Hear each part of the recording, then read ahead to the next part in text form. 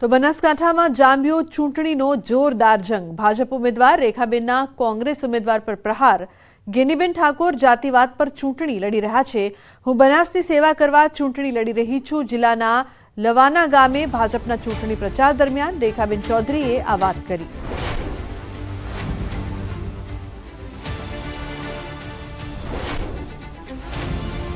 મારે એમ કહેવું છે કે હું તો મોદી સાહેબની ઉમેદવાર છું, જ્યારે સામેના જે પક્ષના બેન છે એ રાહુલ ગાંધીના ઉમેદવાર છે। સામેના પક્ષના બેન જાતિવાદ ઉપર ચૂંટણી લડી રહ્યા છે, જ્યારે હું બનાસની સેવા કરવા માટે ચૂંટણી લડી રહી છું। તો ભાજપમાં વિવાદ થતા જ ગેલમાં આવી ગઈ છે કોંગ્રેસ। કોંગ્રેસ નેતા પરેશ ધાનાણીએ સોશિયલ મીડિયા એક્સ પર પોસ્ટ મૂકીને ભાજપની ચૂટકી લીધી। ધાનાણીએ ટાંક્યું કે કમલમે થઈ રહ્યો છે કકડાટ। હાથમાં દૂડી, તીડી અને પંજો લઈ 3 એકા સાથે તિખારા કરનારા હવે રાજકોટથી બિસ્તરા પોટલા ભરવાની તૈયારી કરી રહ્યા છે। રોષની આંધી હવે રાજ્યના સીમાડા વટીને રાષ્ટ્રવ્યાપી બની રહી છે।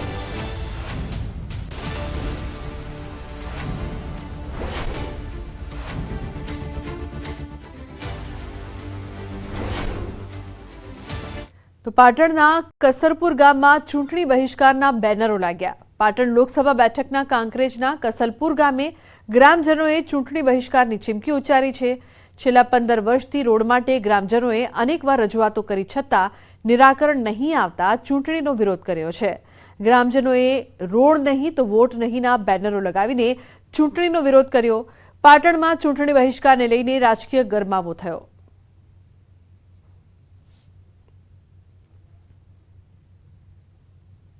બરોબર 15 વર્ષથી અમારા ગામનો રસ્તો બિસ્માર હાલતમાં છે, પણ કોઈ ન્યાયતંત્ર કે સરકાર અમારા ગામનો કોઈ પણ ઉકેલ લાવતી નથી। ગ્રામજનોની વારંવાર રજૂઆત હોવા છતાં આજ દિવસ સુધી રસ્તો બન્યો નથી। ખાડા વધારે છે તો બસ એ આવતી નથી। 108 બોલાતો ના આવે। બેન દીકરીઓને કેવી રીતના લઈ જાવી? આ છોકરાને ભણવા મેલો તો છોકરા માટે બસ આવે નહીં તો અમારે રોજ તો ભાડું ચોથી લાવવાનું। તાત્કાલિક રોડ બનાવો, અમારો રોડ બનશે તો તમને અમે વોટિંગ કરશું। તો અમારે રોડ નહીં બને તો વોટિંગ નહીં કરે। અમારા ગામમાં જે રોડ બિસ્માર હાલતમાં પડેલો છે એનો કોઈ નિર્ણય આવતો નથી, અને વિદ્યાર્થીઓને દવાખાને જવા બદલે કોઈ સાધન આવતું નથી। તો એનો જે નિર્ણય લાવો, કદાચ રોડ ના બને તો અમે ચૂંટણીનો બહિષ્કાર કરેલો છે। તો અમારું ગામ પાટણ સંસદ વિભાગમાં આવેલું છે, તો એ લાગતા વળગતા અધિકારીઓ એની નોંધ લેવી અને જે તે ઉકેલ લાવો। તો ગુજરાત કોંગ્રેસના ઉમેદવારોને એમની પસંદના સ્ટાર પ્રચારકો મળશે। પ્રદેશ કોંગ્રેસે ઉમેદવારો પાસે એમના ગમતા પ્રચારકોનું લિસ્ટ માંગ્યું। પ્રદેશ કોંગ્રેસનો પ્રચારકોને થોપી દેવાના બદલે ડિમાન્ડ મુજબ આપવાનો વ્યૂહ જે તે લોકસભામાં પ્રચલિત અને અસરકારક નેતાની ઉમેદવારો કરશે ડિમાન્ડ। તો કેટલાક ઉમેદવારોએ ગુજરાત કોંગ્રેસ ખાતે સ્ટાર પ્રચારકની માંગ કરી। લોકસભા મત વિસ્તારના જ્ઞાતિગત સમીકરણને અનુરૂપ સ્ટાર પ્રચારકની માંગ કરી છે। બીજા તબક્કાના મતદાન બાદ નેશનલ લીડરના થશે ગુજરાત પ્રવાસ।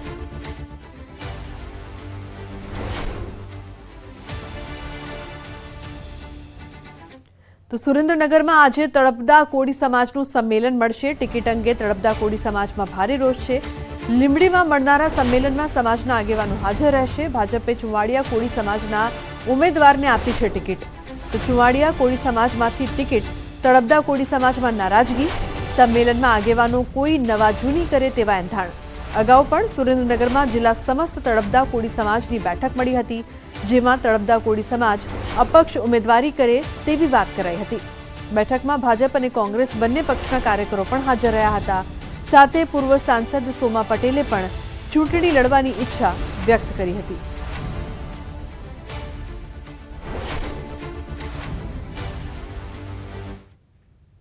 તો લોકસભા ચૂંટણી પહેલા ગોધરા ખાતે યોજાયેલા મુખ્યમંત્રી સંવાદ કાર્યક્રમમાં ભાજપ ઉપાધ્યક્ષ ગોરધન ઝડફિયાએ કોંગ્રેસ પર શાબ્દિક પ્રહાર કર્યા।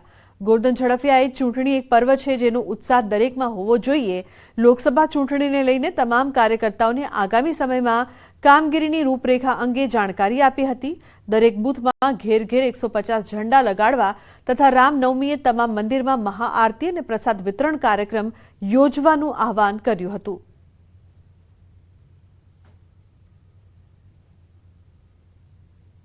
झंडा पहुंची जैसे कार्यालय અને આકાશમાંથી પંચમહાલ જિલ્લાનું ચિત્ર લેશો ને, આ 150 ઝંડા ગામમાં લગાવ્યા હોય એક બૂથમાં, અને ઉપર ડ્રોનથી તસવીર લેશો તો આખો પંચમહાલ જિલ્લો ભાજપ હશે.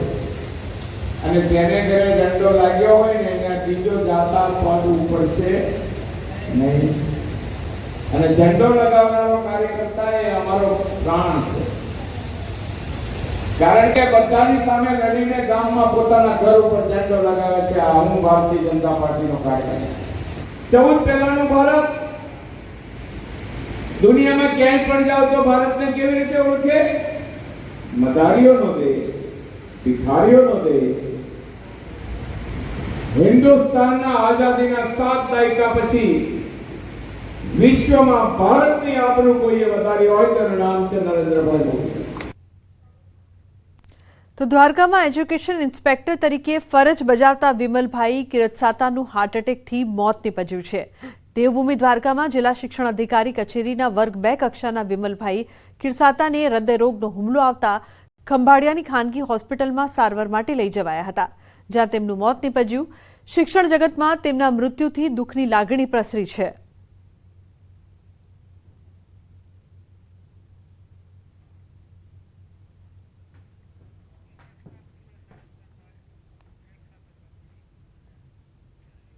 તો બ્રેક પહેલા નજર કરીશું ટોપ 3 ન્યૂઝ પર. જામનગરમાં ભાઈઓએ કર્યો બહેનના અપહરણનો પ્રયાસ. આશ્રમથી બહેનનું અપહરણ કરી જતા પોલીસે કરાવી મુક્ત. ઘટના સીસીટીવીમાં કેદ.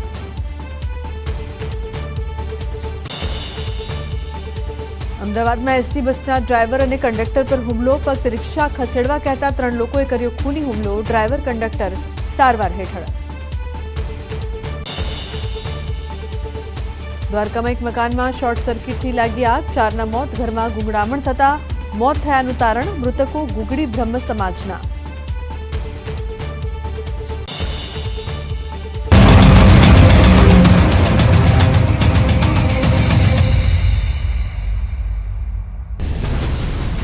ગારિયાદર અને મહુવા છે એ 2 સીટથી ડર લાગે છે.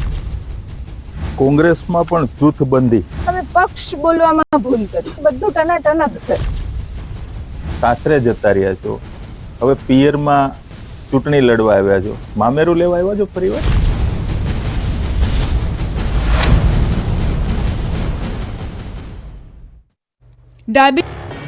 આણંદ ભાજપના ઉમેદવાર મિતેશ પટેલની સાદગી આવી સામે. લોકસભા ચૂંટણીના પ્રચાર દરમિયાન વડીલો સાથે જમીન પર બેસી આશીર્વાદ લેતા હોવાનો વિડીયો સામે આવ્યો.